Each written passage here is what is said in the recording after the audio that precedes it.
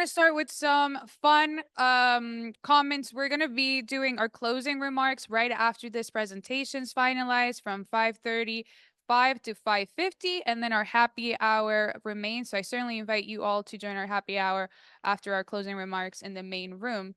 I think Laura doesn't need any introduction whatsoever, but it is my pleasure to go ahead and introduce Laura Reynolds with FIU and Friends of Biscayne Bay. Our next panel is titled Crossing the Line, How Smarter Land Use in Miami-Dade County. And we're going to have a 5-minute break after this. All yours. Thank you, guys. Can you hear me okay? All right. So we are missing a couple of our panelists. They haven't made their way into the room yet. I think there's been a lot of confusion on what time the panels start. But we don't want to really lose time. So would you bring our slides up?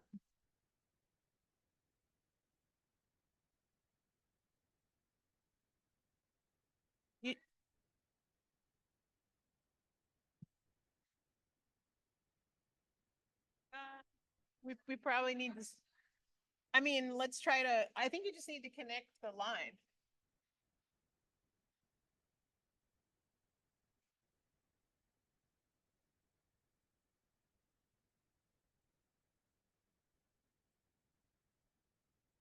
You come up. Yep. Yep. I mean, last panel of the day. I know.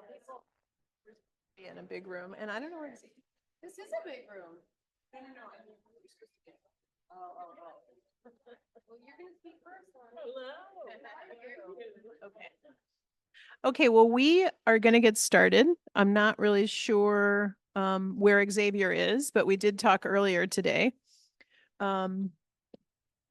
So what I'm going to do is I'm going to start out by introducing our panelists, and some of them. Maybe this isn't working. I don't think it's working.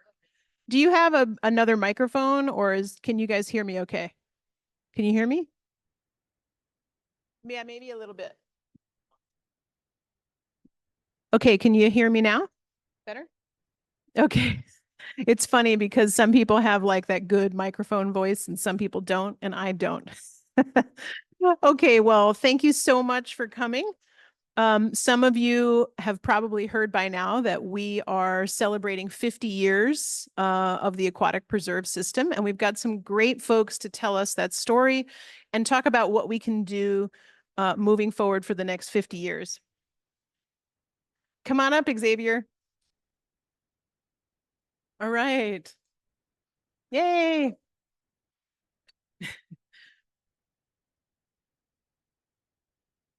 Excellent. All right, so we've got some wonderful panelists.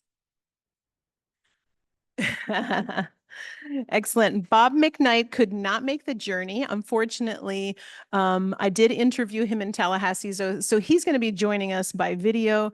He was an elected official between 1974 and 1982, and that was the time when we established the Aquatic Preserve, and he was part of that team who did that. And then we're fortunate enough to have Connie Crowther here with us, who was a public relations counselor, writer, consultant for more than 50 years. And at the time, right after the Aquatic Preserve was established, she was writing articles about this and really kind of shaped what happened next. And she's going to tell us her story firsthand.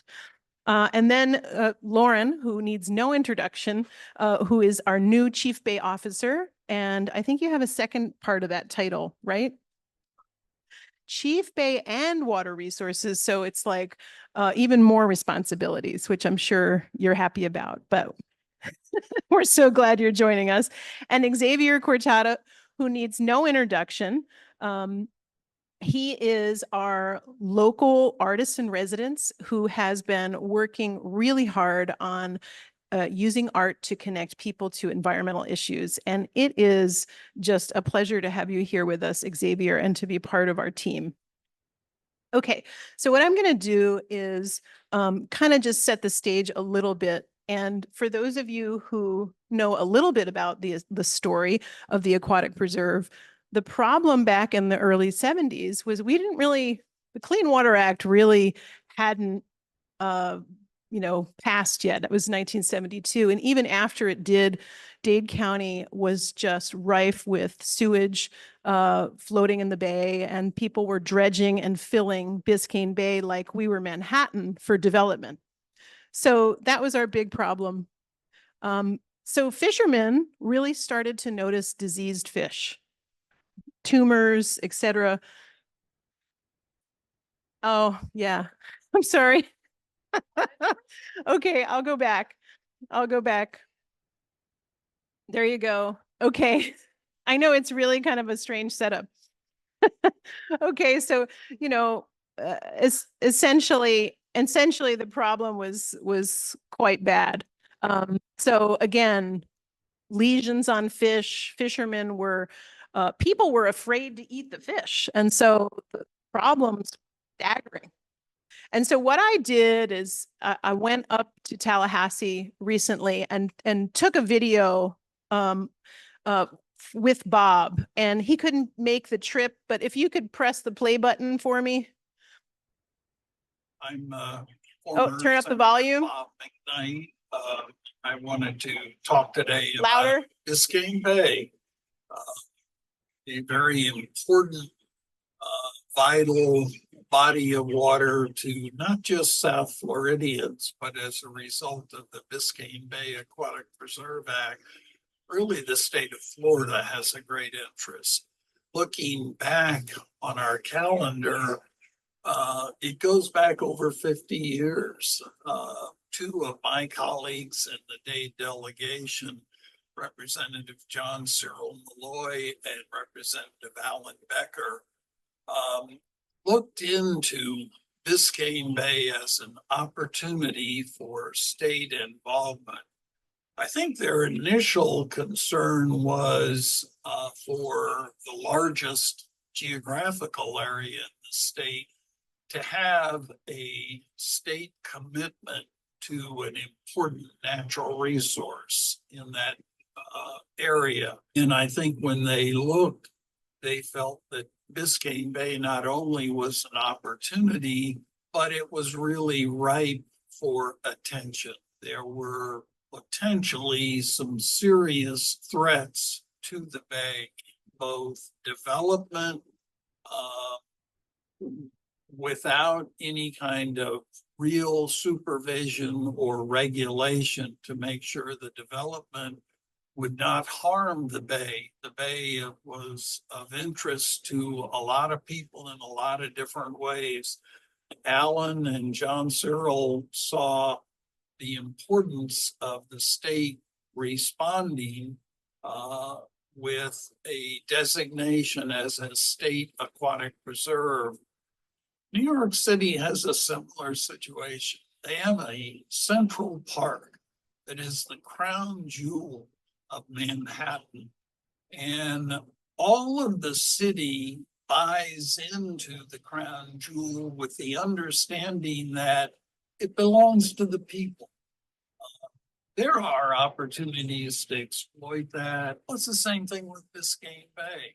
Is the crown jewel available for all of the people, particularly in light of what I had mentioned about the connections to other parts of the state, Lake Okeechobee, the Everglades, all of those canals flow into Biscayne Bay. And it can either be a wonderful, exciting, thrilling opportunity to enjoy the fauna, the animals, the fish, or it can be a temptation for people who don't have the public's best interests in mind. I hope we don't see that as the temptation. I hope we see it as an opportunity to come together as a community, an entire community, and ask ourselves, how can we share this crown jewel? What are the opportunities? I personally think the linear parks could be a tremendous. What he started talking about here was, and if you guys are familiar with the way the Water Management District, has their fee structure, he thinks one of the next steps that we should be thinking about now. And what they tried to do back in the 70s is actually look at the canals that exist as linear parks and the funding that the water management districts get for those parks. And you know, he has the legislation all drawn up and offered to help if we were interested in creating more linear parks and using that source of funding to actually create them. And so one of the parks that he created, and he went on to talk about this, but we don't want to spend too much time with just a video, was Jose Marti Park. And so several attempts were made to create these linear parks on district property.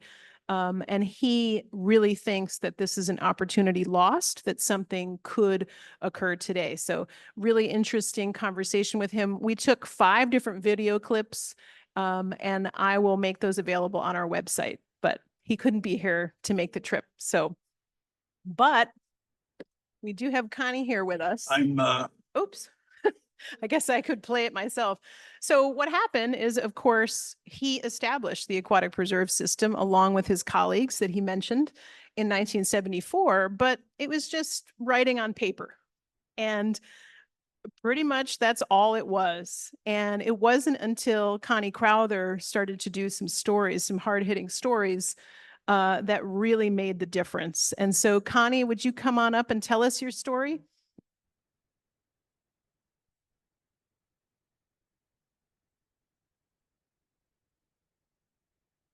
For being here. That gentleman that you just met on the video is it is the only living hero from the 1970s who worked in the legislature to start the Biscayne Bay Aquatic Preserve Act. It's been absolutely fascinating for me to do this 50-year look back on Biscayne Bay and the aquatic preserve and so forth, considering where we were back then.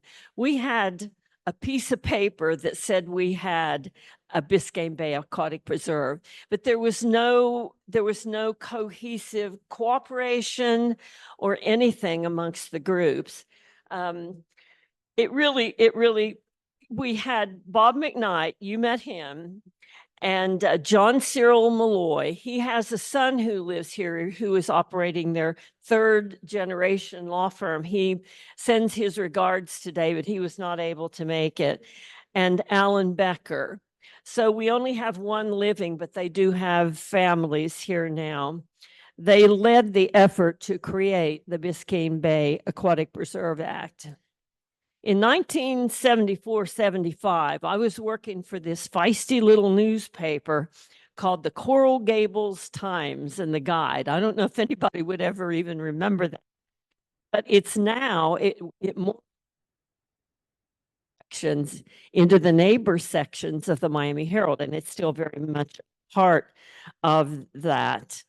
My beats there included Coral Gables, plus I covered Miami-Dade County and any situations in the legislature, in the Florida legislature, that would have affected the readers of our newspaper, and probably in South Dade.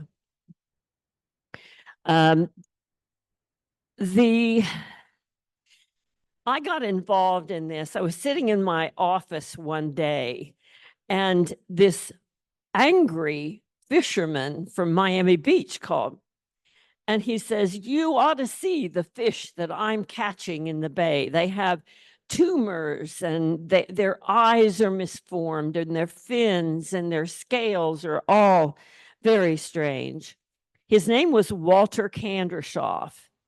And he claimed that he was catching these terrible, terrible fish. And he begged us to do a story. He said, "We have to let the public know that this is happening. And everyone needs to understand the urgency of cleaning up and protecting our Biscayne Bay." And my editors, John Sugg and B. Moss, they knew that I liked to kind of get my teeth into these kinds of stories, so they assigned it to me. And boy, did I go on a ride. I went to Miami Beach and I met this old fisherman. He was 85 or so years old. And I went out on a little John boat with him and several people from the Sea Grant program. And they were all working together to gather these deceased fish to take them back to the lab and try to figure out what was going on. And I went out several times with them in the boat, and they were using a gill net, and they were pulling the fish out and they were putting them into little containers based on what their problems were, what was happening with them. He was not exaggerating. And I can tell you that from a first-person basis because I saw those fish. They had strange looking fins or no fins at all or no tails at all. They had eye lesions and red tumors. And boy, I wasn't going to be eating any of these fish. They looked horrendous. I had more than a dozen sources for this story at the local, the state, and the national level. You know, this was a lot of research. And I interviewed each one of them multiple times. So in this series of 4 stories, I probably did 20 or 30 interviews. I spent as much time doing the research as I did the writing. And the 4-part series appeared in the middle of the summer, July, on the front page of the newspaper. And the headlines were things like, do cancerous fish spell doom? Can public help save the bay? That was probably the most important one. Small problems create big problems, and study delay may mean bay's death. The newspaper had an editorial that they called "Let's Save the Bay." And then I also wrote a first-person story, a column, sharing how I had done the stories and what I had witnessed. And that was called "Wherever We Go, We Catch Sick Fish." Yeah, sure. I know we don't have more than one microphone, but which is kind of odd. But you mentioned Save the Bay, Inc. And so that was created out of some of your articles. And up on the screen, it tells the story of who was involved with that and how it came about. Absolutely. Laura asked me what the community response was to the series of stories. We had a lot of phone calls. People wanted to know if this was happening to the fish, what was happening to them. People were really engaged in this series. And about a couple of weeks later, about a week later, there was a lead story in the Coral Gables Times that had a headline. It says, "Group forms to save the bay." And under John Cyril Malloy, who was one of their legislators, he was very, very involved in this. They had formed this group, and it was an alliance of all kinds of different environmental interests. And what it had, it was a nonprofit formed in 1975. And Mr. Malloy, in a story that followed, I didn't write it, another of the reporters wrote it, and he said that it was the series of stories that the Coral Gables Times and Guide had the the foresight to run and give good play to, that it was that was an impetus for starting the group. And there were lots, the Chamber of Commerce and all the environmental groups were involved. But right now, I have to say, 50 years later, I cannot imagine. Those back then, I could have never imagined that something like today would be happening, because nobody cared about the bay. Everybody, there was no sewerage system. It was dreadful. And for a while, you know, they didn't do anything about it. But after these stories came out, they started working together. And I'm very proud to say that that group that they founded back in 1975 today is called Friends of Biscayne Bay, which is the group that is sponsoring this section. Anyway, I'm proud to be here and I'm happy to be here. I mean, that's a long time ago. I'm lucky. Thank you. Thank you so much, Connie, for being here. And by the way, the picture you're seeing there is that little John boat that Connie went out on.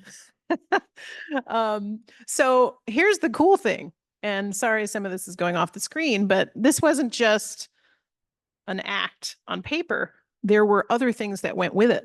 So the entire, you know, the wastewater system that we have today, it was required under this act. Also 1818, which protected the bay bottom and now is, can you guys hear me? Yeah. The 1818 prevents those dredge and fill activities. So all of those sort of developments that were actually in the bay were ceased. And, you know, this reminds me of something that's going on today. And, you know, Bird Key is one of the holdouts that never got purchased because it was privately owned prior to this act. And so there's 31 acres of bay bottom that remains. Sorry, you're going to get this microphone. I'm just telling you. Okay, so those 31 acres are vulnerable today. Okay, thanks. And the community really needs to come together to protect that because it is vulnerable to the same activities that were not protected before. So it's kind of like one of those moments where we really need to figure out a way to protect those 31 acres. But what I didn't realize is all of these things really became super important. They're more important today than I ever realized. I didn't realize, for example, that the wastewater discharge and disposal system came under this act. And I learned that through the research for this. So we as a group came together and really thought water quality is the thing. We really have to figure out how to stop putting it into the system. And how do we do that? Because there's this program that you heard about earlier today called RAP, where the county is trying to get each and every municipality to do something all together at the same time. And we have decided that it's a watershed moment again, 50 years later, and we want to use our anniversary to figure out a way to energize the community to come together to make sure that.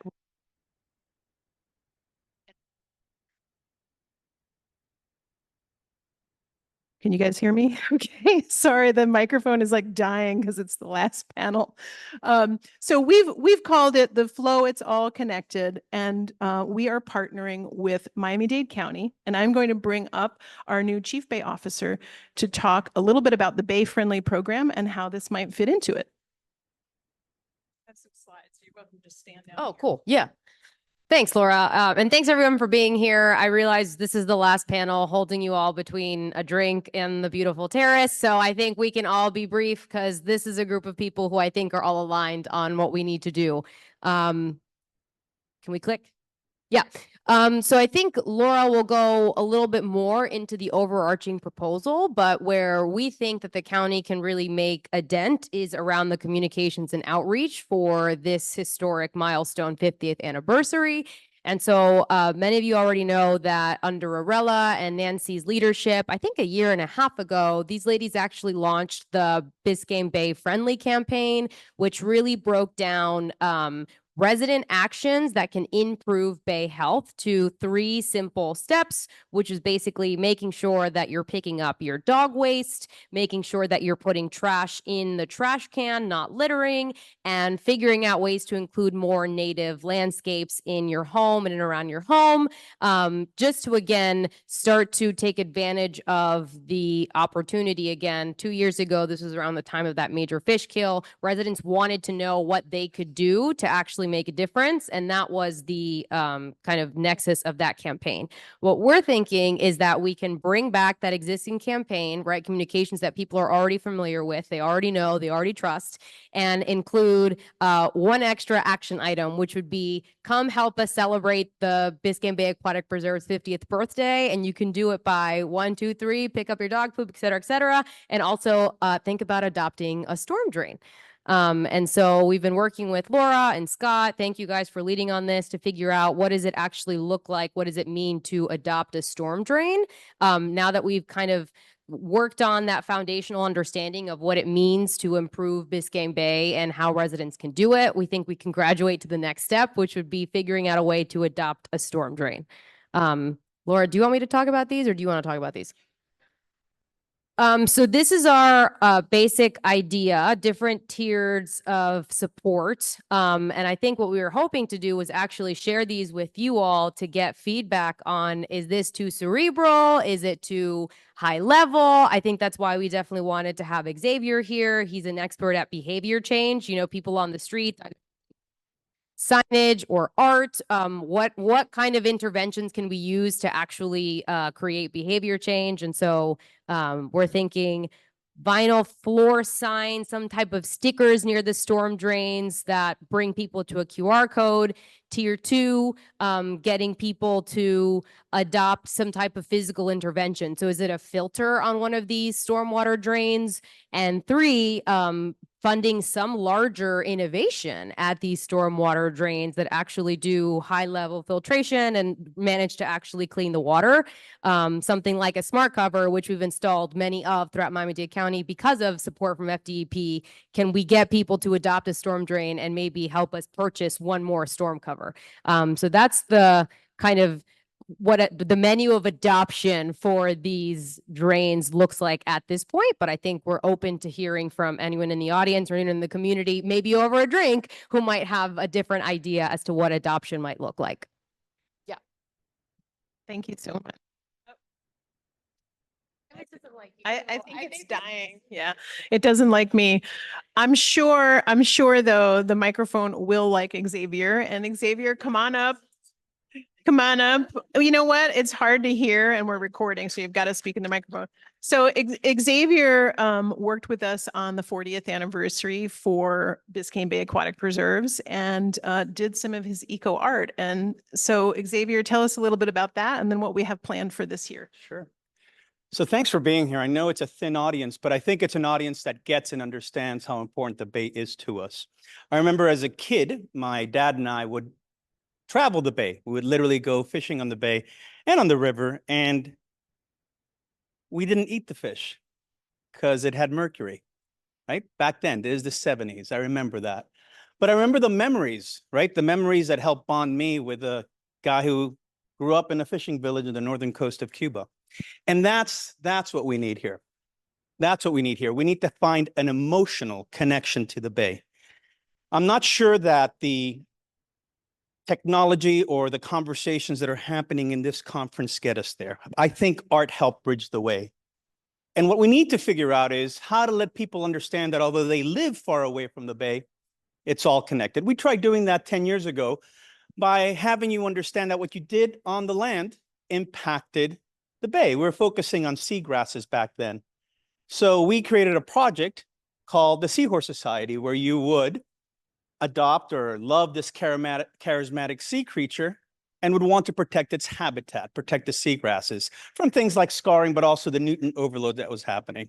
So we created a campaign that was participatory, but you had to give people a reason, a connection. Back then, we talked a lot about the economy. I think today that matters most. I think if you want to change behavior, if you want to get to empathy, you first have to reach the people that aren't in this audience, the people that aren't in this conference, But the people who would say, well, that's far away from me. Why should I even care? I live inland. That's out there. So we need to figure out how to connect them. So the Flow, the project that we're presenting this year, instead of having a charismatic sea creature, is trying to help us connect the canal sheds from the western part of the county to the eastern shoreline. To have you understand that, well, this is part of the participatory effort that we created to launch the campaign. But what we're moving towards in this future iteration is, and we're still innovating and ideating, and we may not even do it this way. It still needs to get funded, and more importantly, it needs to get the support and community.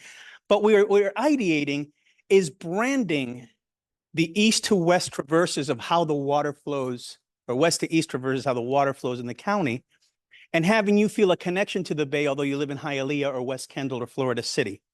Have you understand how what happens at your backyard, what happens at your swale, what happens as you're driving to work has a direct correlation with the health of the bay. And now it's a heady conversation, and it may not work. But the only way any of this is going to survive is we all understand that we're in this together. And the only way policymakers are going to move the needle and actually fund things is if the community understands that this is in their economic interest. So we need to frame this issue around tourism. We need to frame this issue around, I work all day, 3 jobs. I want my weekend in the bay, like my dad used to take me to the bay. We need to frame these conversations. Why do you care about what happens inland? Because it's my job as a busboy. It's my income as a hotel property owner. It is about life in Miami-Dade County. Now, there's bigger things impacting the bay than beer bottles. It's nutrients and it's carbon. It's carbon dioxide, it's heat. So what I want to do is create a group of engaged citizens that understand their relation to the bay and understand that they can start taking actions like we did 40 years ago to begin to solve that problem.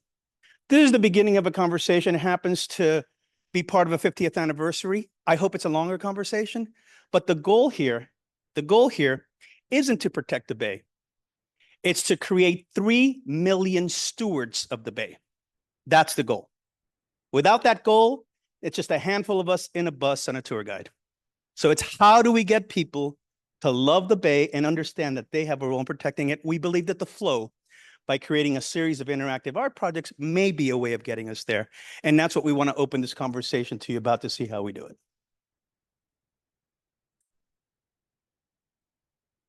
Excellent. So one of the benefits of this, obviously, is that we're going to break those silos that we talked about earlier and come together behind one project that's actually going to get us to the wrap, which basically is improving that water quality. I see it, this is a competition waiting to happen, right? All these municipalities, the people who live there, blue is going to be competing with purple, and we want to brand those storm drains so people know where they are. So when you look at that QR code, you'll know exactly where you are on the landscape.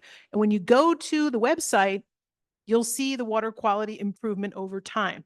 So at least monthly. We know we can't do it in real time yet. We still don't have enough SONs out there to do that.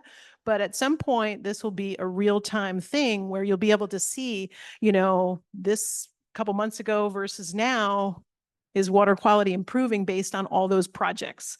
And each of these canal sheds could even have a list of projects that they completed. So the idea is to compete with one another, having the city of Miami compete with, let's say, South Miami, and everything along that canal shed. So it'll be really interesting to divide people in a different way. And I'm excited about it. So I hope you like the idea. What I'd like to do is open it up to you guys for more input. We were going to do some live polling, but what I'd like to do is prompt you with some questions just live here instead. We're not going to do it on our cell phones because there's not even enough of us. But let's go through these questions together. So first one is, I'm curious, just raise your hands because I can see you all. Did you guys know that we had an aquatic preserve before you came today? Just raise your hand if the answer is yes, I knew there was an aquatic preserve. Okay, so you guys are like, everybody knows. Okay. Okay. So I'm just going to let you shout it out. What do you think the biggest problem is facing the bay?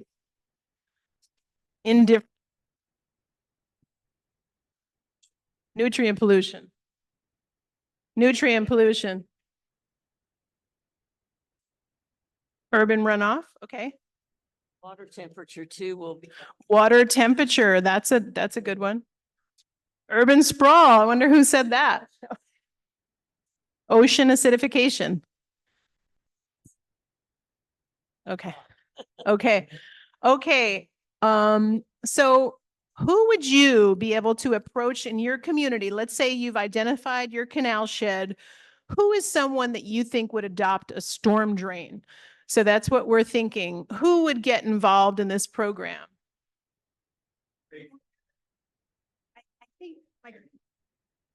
Rotary clubs, women's clubs, civic associations, homeowner associations, and then just caring individuals depending on the price.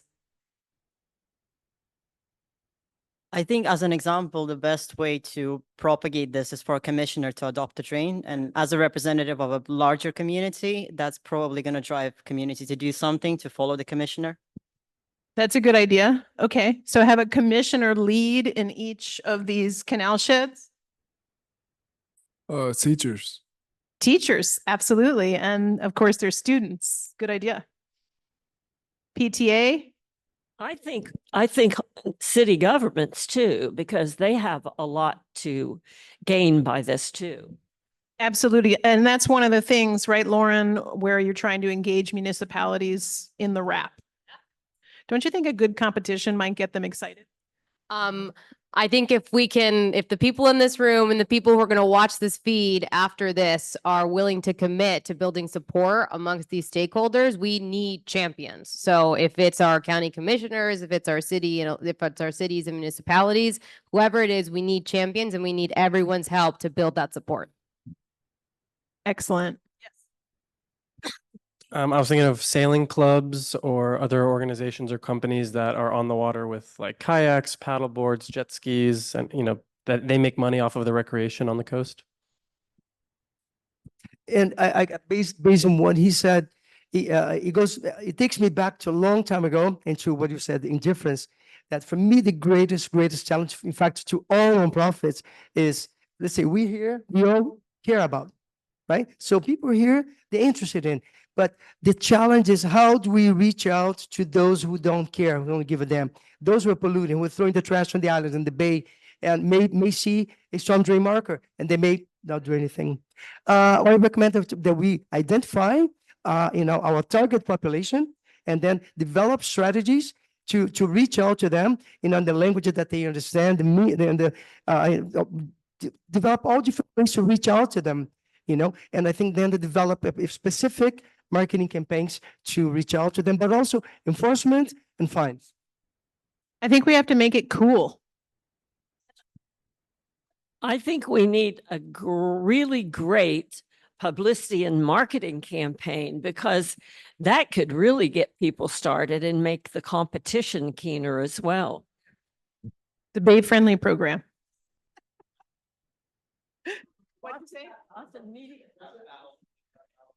Nice. Okay, so we talked about these tiers, right? And you talked about how much is it going to be. So what I'm looking for now is a little bit of feedback. What should the benefits be? How much should they cost? And I'm just going to pass the microphone to anyone who wants to give some feedback. This is specifically for the Adopt a Drain program. How do we structure this? We wanted your input. Yes. So to me, it's really not about what they give, but what we get. And I know that sounds like the same thing, but what I really mean is, I'm not trying to get you to give me $200 to put a smart, to create a smart drain. I want the congregation that you lead to adopt it so that I can change the behavior of that congregation.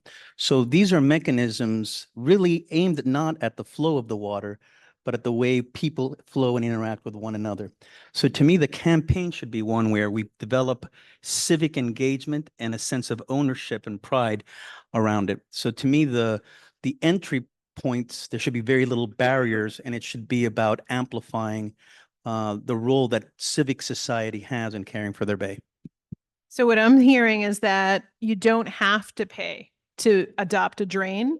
You can, maybe raise the funds, raise awareness, maybe have an artist paint the storm drain. Right.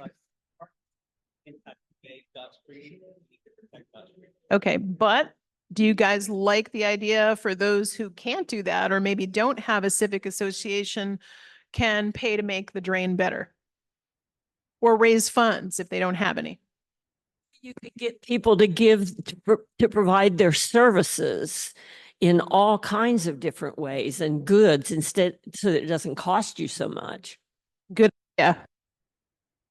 Well, I'd just like to add, I think the arts play a huge role in changing behavior and really connecting also maybe with the music industry here in Miami. I think it's huge as well to explore different environments where the science community can be a different voice within that community, whether that is homes associations, schools, but also connecting with our businesses. I think that's something we can enforce or try to do the most.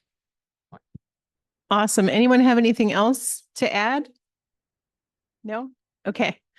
Should we include any additional benefits? We talked about filters. We talked about smart covers. You talked about the community association as a benefit. Anything else? Yeah. I think technology, right? Continuing that conversation with new advances in technology like catch drains and with our engineerings, like Stop Technologies is one of our vendors today. I think that has been able to allow like the county, for example, or cities to know what to implement and what would necessarily be healthy for the bay. Okay. Another question. Is there any other way with this project that we could engage the public? We're doing it with art. We're doing it with competition. What are other ideas? Businesses?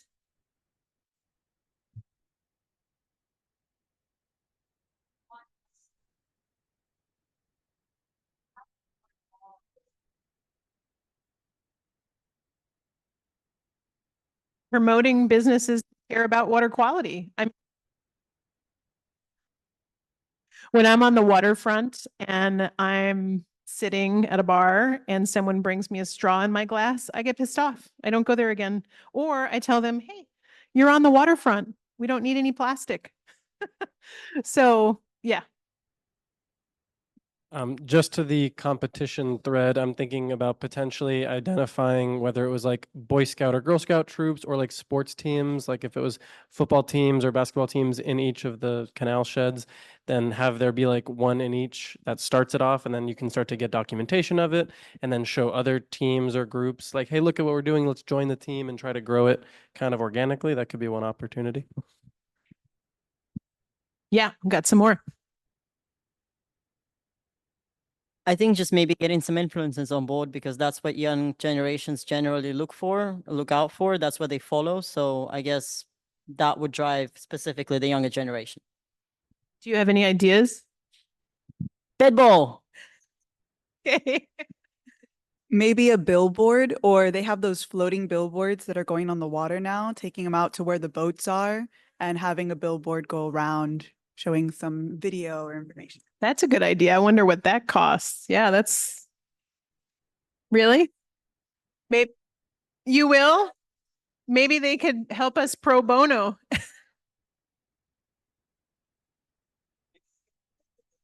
We don't love billboards, but if it has to say something. Right. But imagine how that ruins your view as you're looking at the bay. I don't know. I have mixed feelings about it.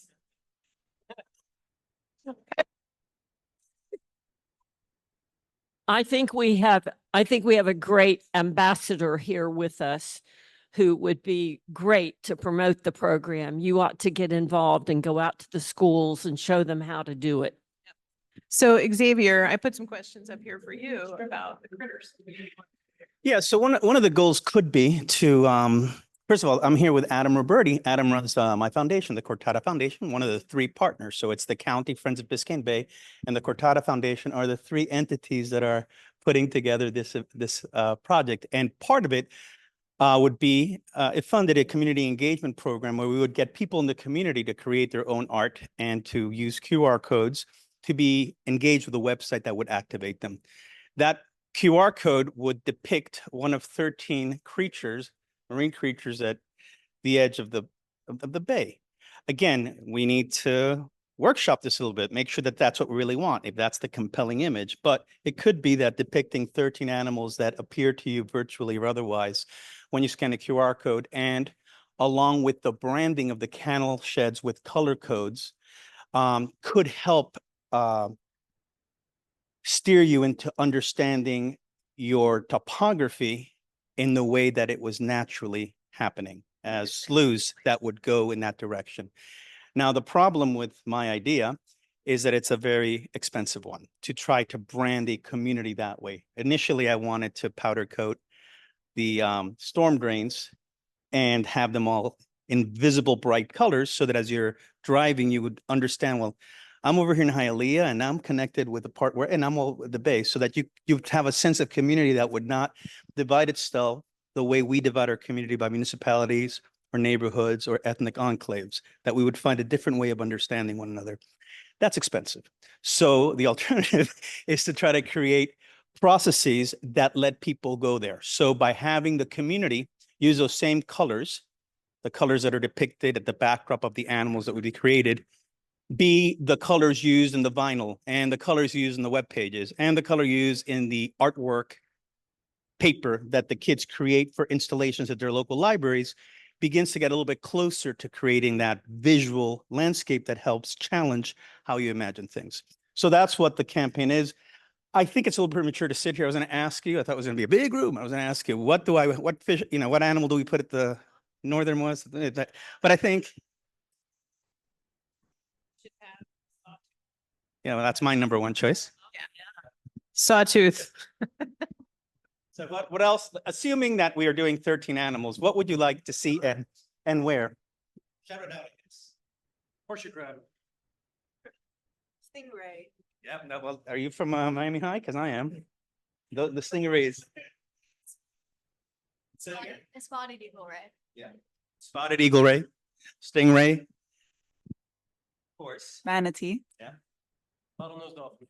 Shark. Everybody loves Bottlenose dolphin. Get it. sharks. Everybody loves a shark. Corals? Corals. That's funny. I was gonna say the hot Cheeto. Dramatic one, just to see if there's anyone else that wants to say something. Yeah. Okay. Yeah. Spiny lobster. And out of those animals that we just depicted, those of you who had the animal, is there one that you would rather put for the people who are in this region, coming in this direction versus this region? Alligator for Alabama. So crocodile for Alapata? I mean, it should be an alligator, of course, but I mean, in the bay, I guess we'd have a crocodile, a brown pelican. Yeah, they don't have to be in the water, even though they go in the water, but yeah.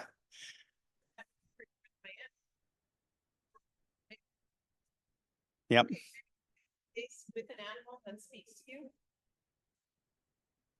I know it's hard to read. You can say I love the Alapata thing, of course. The Seminole word for alligator is Alapata, which is awesome. Okay, well, yeah, I mean, obviously, this is a collaborative process. And again, the idea is not to create an art piece. The idea is to get 3 million people to understand that the bay is something they are personally responsible for. That's a tall order.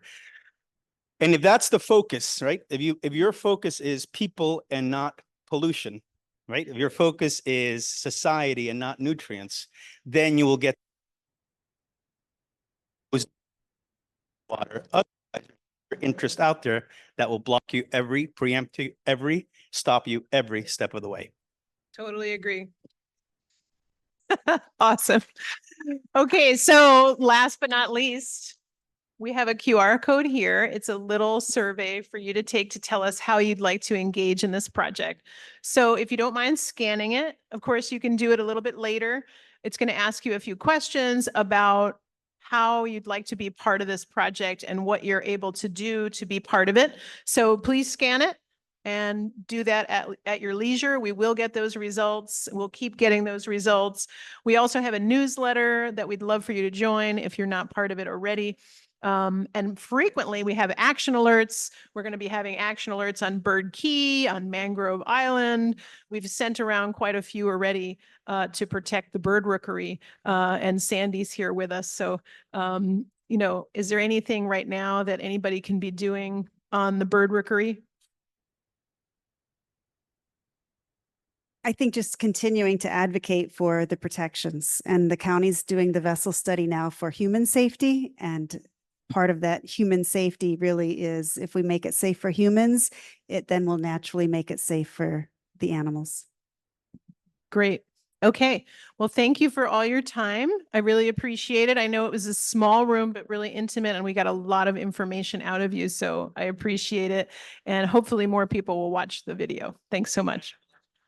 Nope. No, I want to, okay. So come up? few closing remarks. We'll start over here. Why don't you guys come?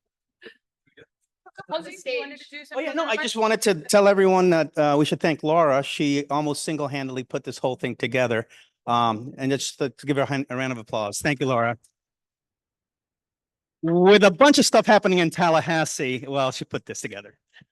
So thank you again, Laura, and our presenters. I just want to let you guys know we will be doing our closing remarks at 5:35 until 5:50, and then we're going to have our happy hour. So I hope you guys can make it to our happy hour and mingle. So we have about a 10-minute break. Thank you.